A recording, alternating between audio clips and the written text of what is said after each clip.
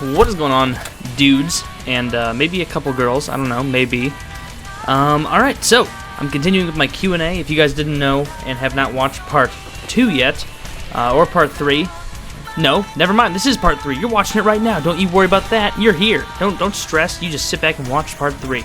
But if you haven't seen part 2, I'll put a link on an annotation or something, I don't know, probably in the description, because I know those of you who watch from mobile phones, mobile phones? Did I just call it a mobile phone? Am I like 80 years old? Mobile phones? After this I'm going to head out and take a poop in a commode? Like, Jesus Christ, what am I getting this terminology from? Anyway, so let's get going. I asked on Twitter if you guys wanted, or I asked for a bunch of questions on Twitter so I could do this, and I got a lot so far, so if you guys are interested in submitting questions, follow me on Twitter. I'll put that link in the description. And yeah, so got a whole list of good questions right here. So anyway, if you couldn't have the name Taylor, what would you want it to be? I don't know. I have a friend of mine's name is Hayden, and I just think that name's really cool. I think Hayden is a cool name, like Hayden, or Brooks. I think Brooks is a cool name, like for a first name. Like, there's Mr. Brooks, like that cool movie about the serial killer. Like, it's a cool last name, but it's an even cooler first name. Like, if you call someone Brooks, I don't know, it just sounds like they're like involved in some sort of mob. I don't know. Not that I want that for my child. Wait, I'm not even naming my child. I'm naming myself. I don't know what I'm talking about. Sure, I'd be named Brooks. I'll be a mobster if it means I make the big bucks. But when is my next open lobby? Whenever I have enough time to host one. I mean, and honestly, it probably won't be until I get back to school, because my internet at both my mom and my dad's house is just really bad. And once I move into my apartment this fall for school, I can buy the best internet that money can buy in the Columbia area, hopefully. And that'll be a better, more conducive environment for having open lobbies. So I look forward to that. I mean, I just love having open lobbies. So many of you are just freaking hilarious. And I love like having a lobby full of people, and having tons of people have like different accents. I think that's cool, from like people all over the world. Like in the last one I did, there was someone from I think the Netherlands in there, and he had a pretty cool accent. If that's you, leave a comment. I don't remember your gamer tag, I apologize. But would you consider going out with me over Xbox Live? Of course. I'll pick you up around 8 in an Xbox Live party. We'll start off, pretty slow. We'll start off in a private match, maybe some quick scoping. I don't know, whatever takes your fancy. And then slowly, as we get more serious, as the days go on, as we get into more Xbox Live parties, I'll add you to my friends list. You can be in the select few. And then, just become more comfortable with one another. Maybe we can even be like a teammate. Or like maybe, for a little bit kinky, we can get 2 more people, go join a team tactical. I don't know. I mean, if you're into that kind of stuff. But, man, that was a really geeky way to answer that question. Anyway, let's look for some more shit. What kind of videos did you expect to put up when you started your channel? Stuff like this, honestly. Like, I have never been an exceptional gamer. Like, I'm pretty good at it.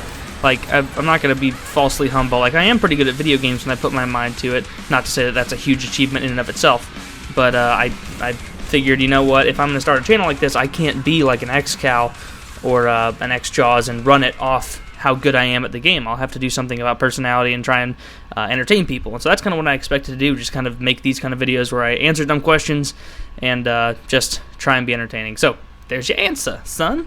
You can take that to the bank.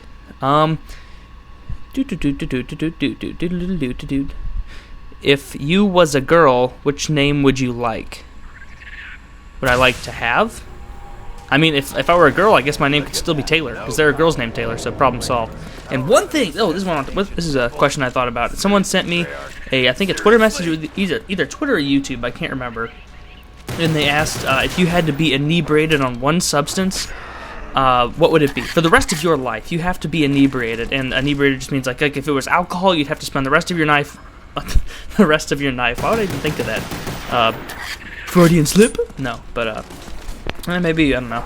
But you have to spend the rest of your life, rather, either if it's alcohol, you have to spend the rest of your life buzzed, like a little bit tipsy. If it's marijuana, you have to spend the rest of your life kind of high. Like, not the extreme of everything, but you have to be kind of like that. If it's caffeine, you have to always like have a Red Bull in your hand. And just for the time being, just forget that any of these things have negative health repercussions. So, like, if you choose alcohol, then like your liver won't be all fucked up after you live like 40 years like that. I've been trying to think about it, and I think like the most easy answer would be something like caffeine. Even though I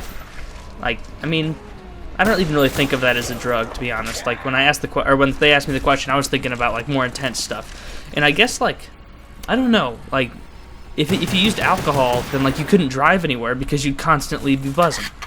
But at the same time, like the most practical answer is caffeine, but I don't want to say caffeine because I feel like that's a puss out of the question. So I'm going to say alcohol. I'm going to say I'm going to have a rum and coke in my hand for the rest of my life. So there you go. No, I'm kidding. I don't even like rum and coke. That stuff is disgusting. I'm from St. Louis, boy. Beer capital of the USA, son. Anheuser-Busch. But, anyway, so do people drink Bud Light and, like, Budweiser in other countries? Like, a lot? Is it, like... Because I always, like, imagine going to other countries, like, where's Heineken from? Heineken German or something? I don't even know where Heineken's from, but, like, I imagine... Or Foster's, better example. Foster's is, like, Australian beer. I imagine in Australia, like, the Foster's is there, and nobody wants to drink it because they're like, ooh, gross, it's Foster's. That's so generic and nasty. Like, I wonder if that's how people, like...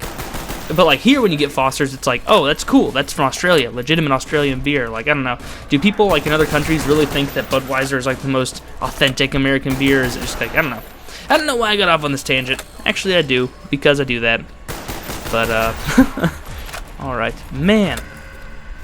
Oh, the drug from Limitless. If you guys haven't seen the movie Limitless, basically the premise is that the protagonist gets this pill, and when he takes the pill, he becomes super freaking smart. And so, like, as long as he's taking the pill, he's, like, smarter than everyone. And so I would want to take that pill, but I think that's kind of a cheating answer, so I'll stick with the Alchicol.